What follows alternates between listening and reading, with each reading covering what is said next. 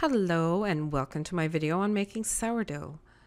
I've been asked many times how I get my sourdough to rise how it does, so as I'm not entirely sure what my trick is, I thought I'd film it so you can give it a try. So I use my all-purpose flour starter, some bread flour, and some filtered water, and some kosher salt, as it's not iodized apparently. My recipe calls for 335 grams of water, which with 500 grams of flour would be about 70% hydration. However, today I'll do 350 grams of water and kick it up to about 73%.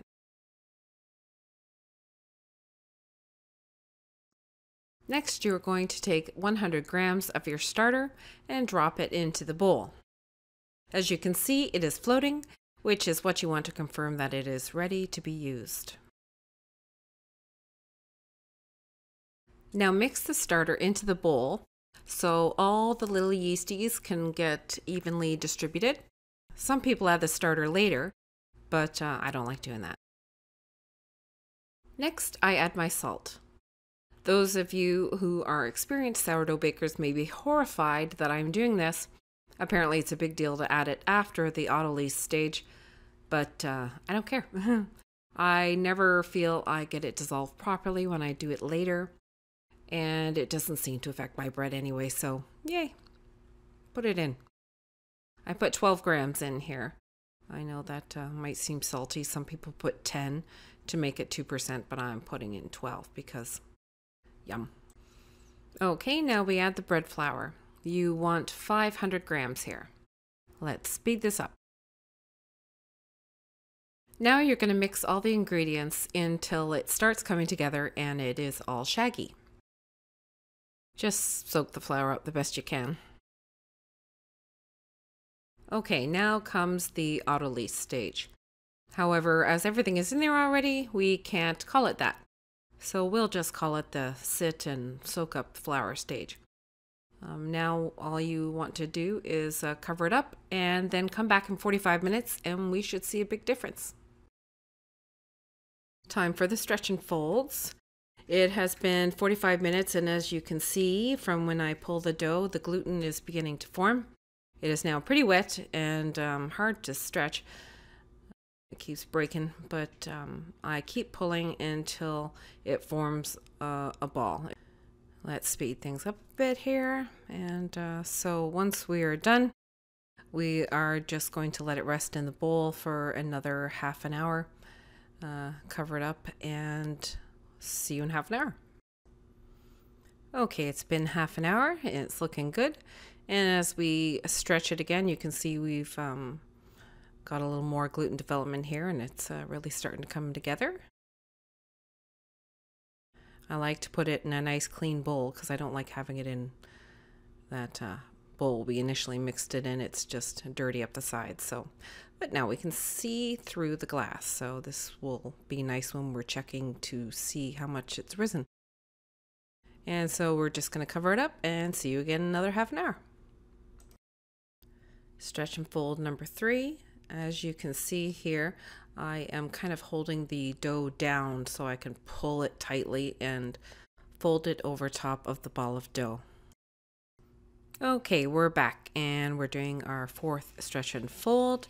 I'm going to do the window pane test here when you stretch the dough, but it's still kind of breaking a little too soon, so it needs a little bit more gluten development. So we'll see how it looks after one more stretch and fold.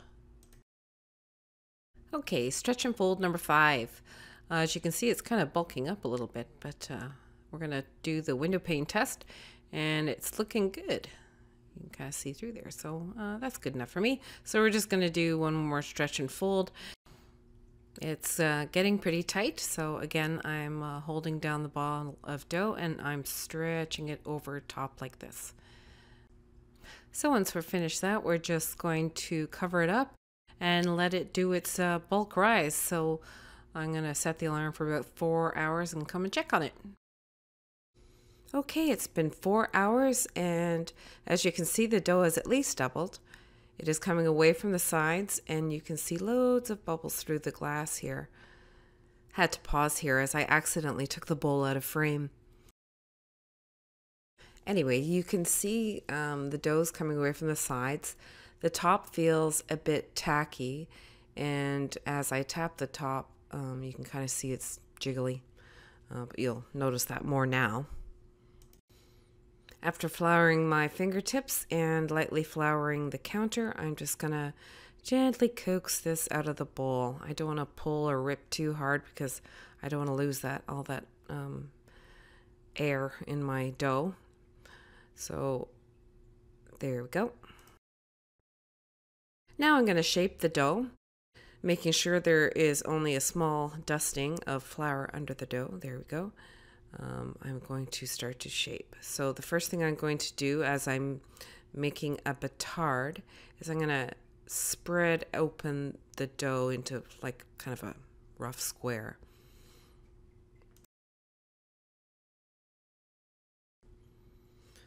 Then I'm going to take one end and fold it over the dough into the middle so the sticky sides stick together, and take the other end and flip that part over. You can see I'm trying to pull a little bit of tension into the dough as I do that. There we go. Now I'm just grabbing my batard, well seasoned with rice flour. You want to make sure that's really quite floured, because this is going to be sticky. Okay, so next I'm going to take the end and I'm going to start to fold it on top of itself. And as I do that, I'm pulling the dough towards me, using the tackiness of the dough against the counter to create tension. So as I pull it, you can see it's getting tighter because it's sticking to the counter, and the top is getting tighter. So there we go. That looks good, nice and tight. And so I'm just going to pop out the bubbles in the side here. We don't want too many bubbles. Hush. And as you can see here, it's a nice and poofy dough ready to go. We're going to put it in our batard. Again, you want to make sure your batard has a lot of flour in it. Rice flour is absolutely the best thing. Never sticks to rice flour. So there we go. Putting it in the batard.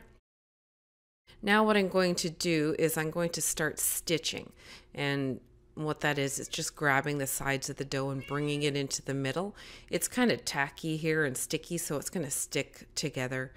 So you're just kind of stitching it. And once that's done, you're just going to put a little bit of flour on the top and then cover it again and put it in the fridge for however long you want it in the fridge. I only put it in the fridge for a couple hours because I don't like my sourdough too sour. So it's just going to be in there for 2 hours. And I'll see you in a bit. Okay, the dough has been in the fridge for about an hour and a half. I've got my Dutch oven ready. It's a cast iron Lodge one. I love this thing. I'm going to set my oven for 500 degrees Fahrenheit or 260 degrees Celsius. And then I'm going to pop the Dutch oven in as it starts to heat up. Okay, I've taken the dough out of the fridge and putting it on some parchment paper. Make sure you don't use wax paper, it has to be parchment. And I'm just going to dust off a little of the flour here. Clean it up a bit.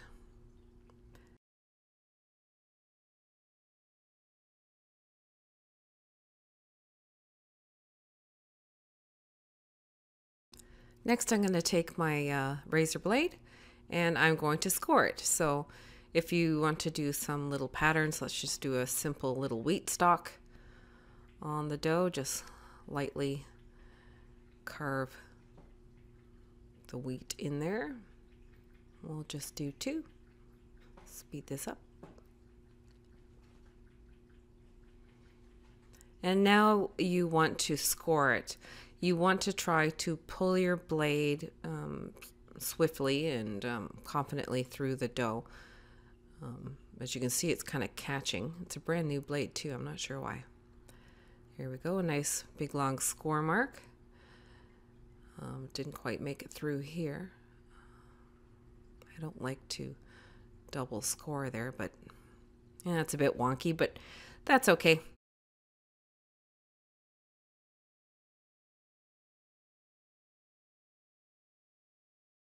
The bottom is a bit wonky too, but Oh well.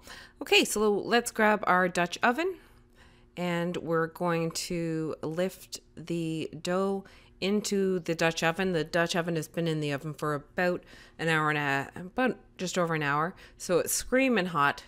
And now we cover it up and stick it in the oven for 20 minutes. See you in 20. Okay, it's been 20 minutes at 500 degrees Fahrenheit.